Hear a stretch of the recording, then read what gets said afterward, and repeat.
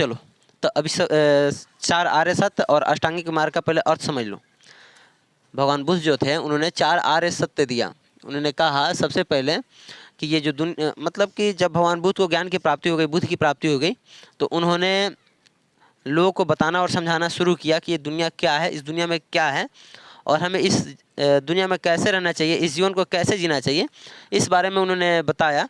और उन्होंने चार आर्य सत्य दिए और 8 मार्ग बताया जिसे अष्टांगिक मार्ग कहा गया।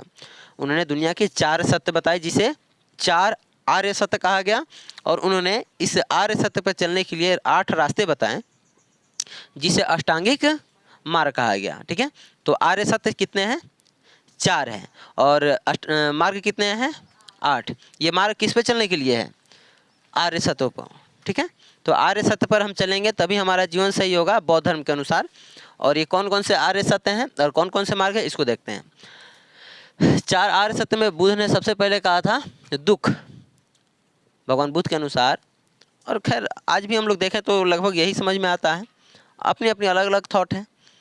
तो भगवान बुद्ध ने कहा ये पूरी दुनिया दुख से ही भरा है।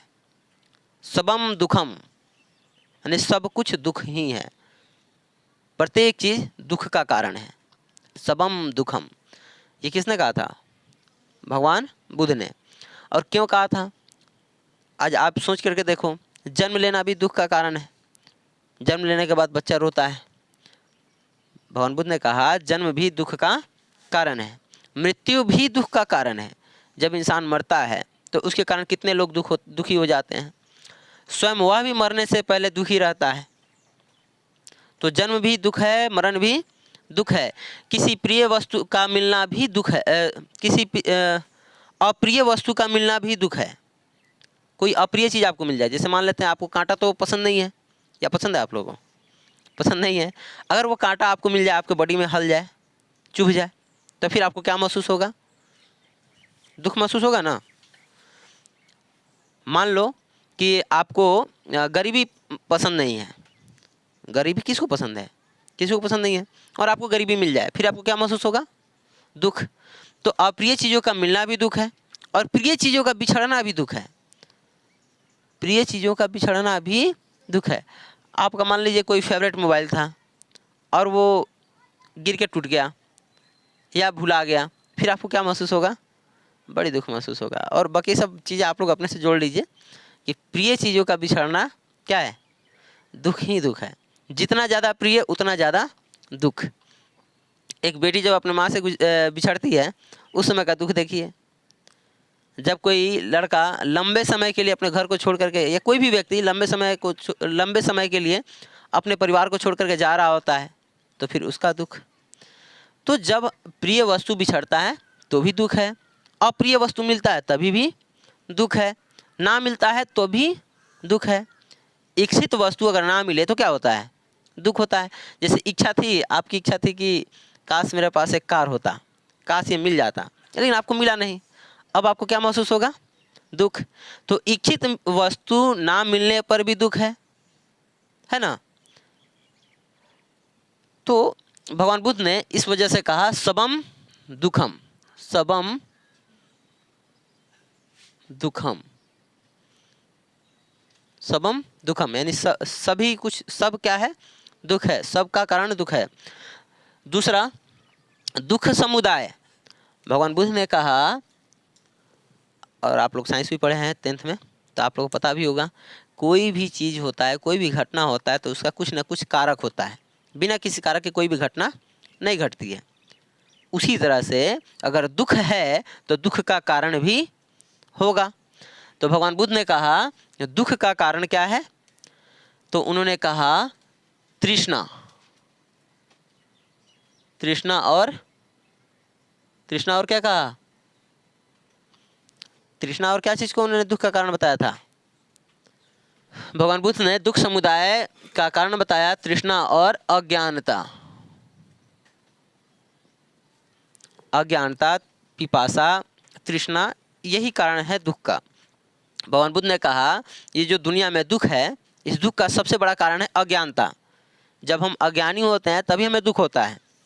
कई बार हम ज्ञानी होते हुए भी अज्ञानतावश सोचने लगते हैं और उसके कारण हमें दुख होता है।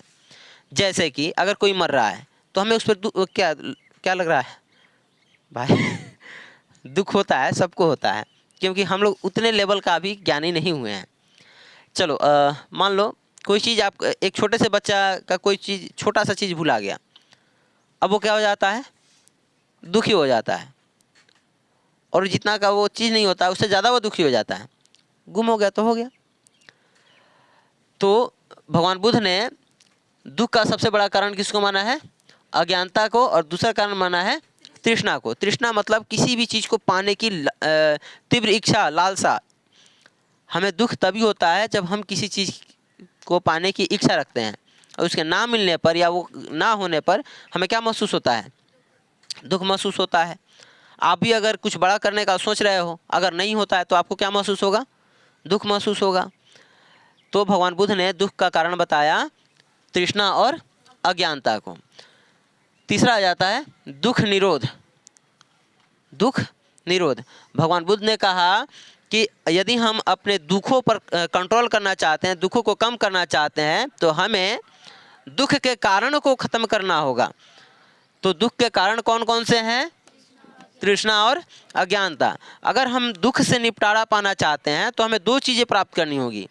एक तो अज्ञानता से मुक्ति पाना होगा, यानी सबसे पहले हमें नॉलेज लेना पड़ेगा। दूसरा, हमें तृष्णा पर भी कंट्रोल पाना पड़ेगा, यानी हमें लालच पर, लोभ पर, अपने माइंड पर कंट्रोल करना पड़ेगा। यदि हम बहुत ज़्यादा पाने की अगर इच्छा को ख़त्म कर देते हैं तो हमें दुख नहीं होगा।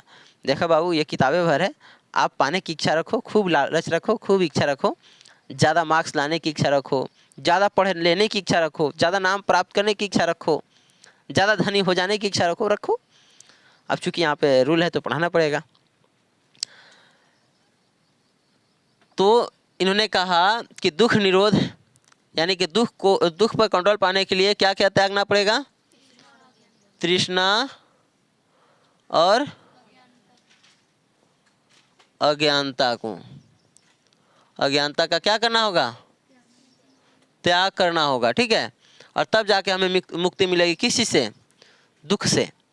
फिर उन्होंने एक कहा, चलिए भाई ठीक है, जो उनके छात्र थे उन्होंने पूछा, ठीक है गुरुजी, आपने कहा कि हम इसे त्याग दें और हम दुख से मुक्त हो जाएंगे, क्या लग रहा है इसे त्यागना इतना आसान बात है? नहीं है। इच्छाओं को त्याग देना काफ़ी कठिन है। तो जब इनके शिष्यों ने इनसे पूछा कि गुरुजी, इससे कैसे उबरा जाए, कैसे हम अपनी तृष्णा को ख़त्म करें, ज्ञान तो माना कि आप देते रहेंगे, अपने तृष्णा को हम कैसे ख़त्म करें? तो गुरुजी ने कहा, यानी कि कौन, भगवान बुद्ध ने, कि देखो इसके लिए तुम्हें मैं 8 रास्ते बताता हूँ, 8 रास्ते बताता हूँ, और इस पे अगर चलोगे तो तृष्णा पर कंट्रोल कर लोगे, ज्ञानी हो जाओगे और तुम्हें दुख नाम की कोई चीज़ नहीं महसूस होगी। तो इसके लिए उन्होंने 8 मार्ग बताए, और इसी मार्ग को बौद्ध धर्म में क्या कहा जाता है, अष्टांगिक मार्ग। तो बौद्ध धर्म में जो अष्टांगिक मार्ग है वो यही 8 हैं, समझे, ये 8 हैं। चलिए एक एक करके समझते हैं। सबसे पहला है सम्यक दृष्टि। भगवान बुद्ध ने कहा कि हमारी दृष्टि, यानी हमारा जो देखने का तरीका हो वो सम्यक होना चाहिए। सम्यक मतलब शुद्ध, सही। हमारे देखने की दृष्टि क्या होनी चाहिए, शुद्ध और सही होना चाहिए। हम किसी चीज़ को लोभ की दृष्टि से ना देखें, घृणा की दृष्टि से ना देखें, इस तरह की हमारी दृष्टि होनी चाहिए। यदि हम पवित्रता के साथ देखते हैं, पाने की इच्छा से नहीं देखते हैं, तो फिर हमें कम कष्ट होगा। जैसे ही आप किसी का अच्छा मोबाइल देखते हो, आपको इच्छा होती है कि मेरे पास भी एक अच्छा मोबाइल हो जाता। जैसे आप किसी के पास बड़ा सा बंगला देखते हो, आपको इच्छा होती है काश मेरे पास भी ऐसा बंगला होता। जैसे ही आपने उसे गलत नज़रिए से देखा, आपको दुख होना स्वाभाविक है, और आपको उसी क्षण दुख होगा कि मेरे पास ये क्यों नहीं है, समझे। जैसे आप किसी को अच्छे कार में चलते देख लिए, आप सोचने लगे कि ओह मेरे पास ऐसा कार क्यों नहीं है, और जैसे ही आप ये सोचेंगे आपको उस समय दुख होगा क्योंकि मेरे पास ये क्यों नहीं है, मेरे पास होना चाहिए था। क्या ऐसा नहीं है? ऐसा ही होता है। तो भगवान बुद्ध ने कहा कि हमें कैसी दृष्टि रखनी चाहिए, सम्यक दृष्टि रखनी चाहिए, शुद्ध दृष्टि रखनी चाहिए। देखिए ठीक है उसका है, है, कोई बात नहीं, तो ऐसे में आपको दुख नहीं होगा।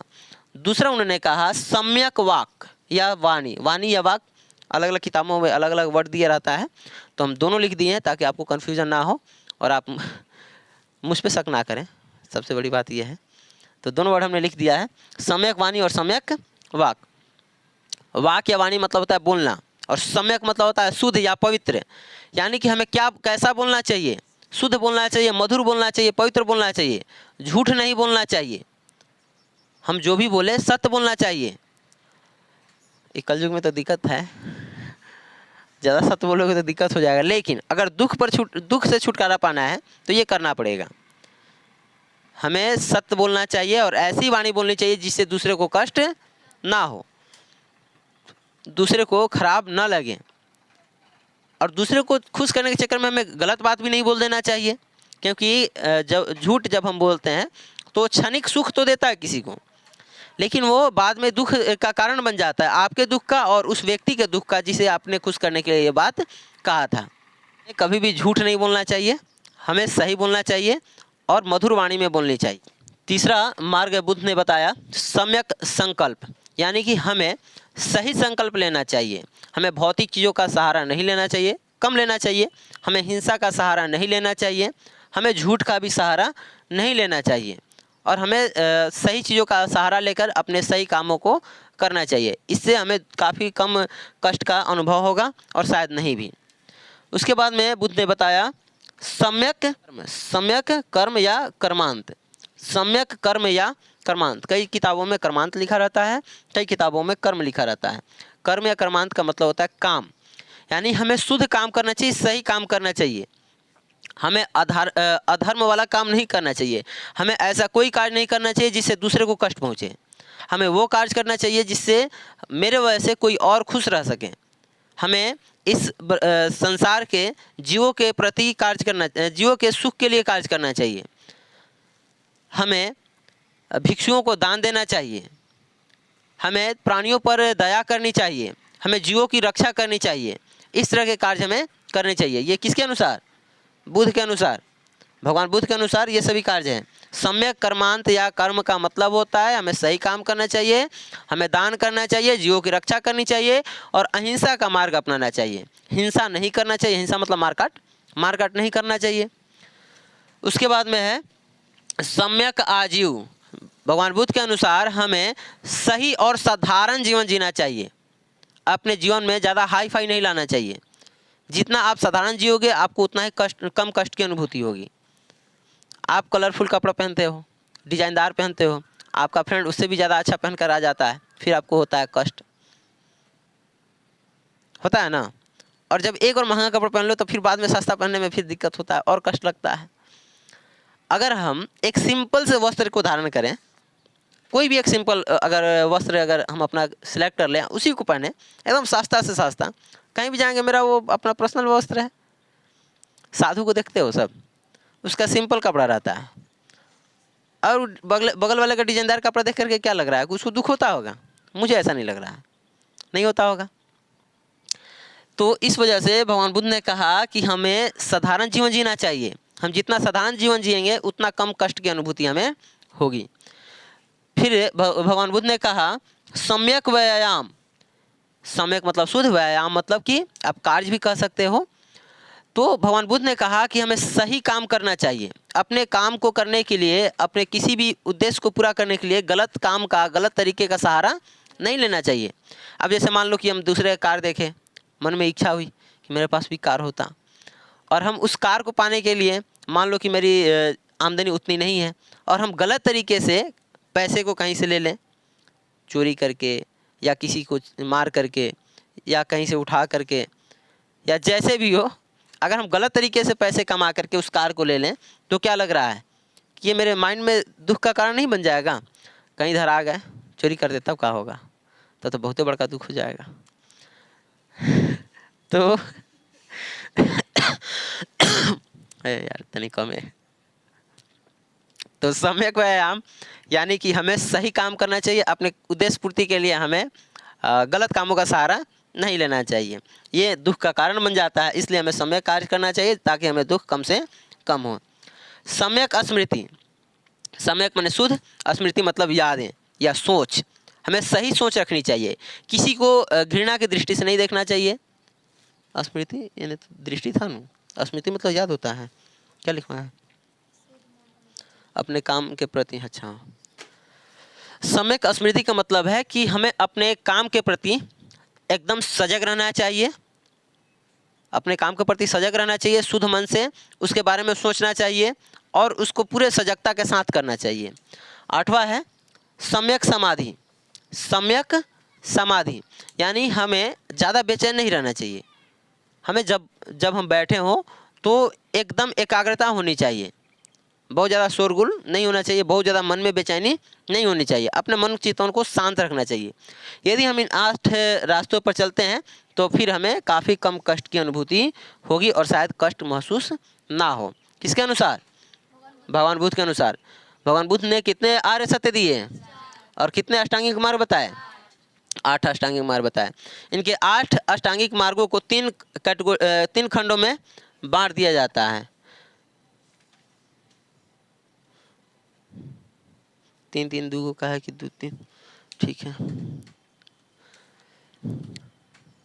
पहला है प्रज्ञा, दूसरा है शील और तीसरा है समाधि। तो 8 अष्टांगिक मार्गों को कितने खंडों में बांट दिया गया है? 3 खंडों में। पहले 3 को क्या कहा जाता है? प्रज्ञा। दूसरे 3 को क्या कहा जाता है? और अगले 2 को क्या कहा जाता है? समाधि।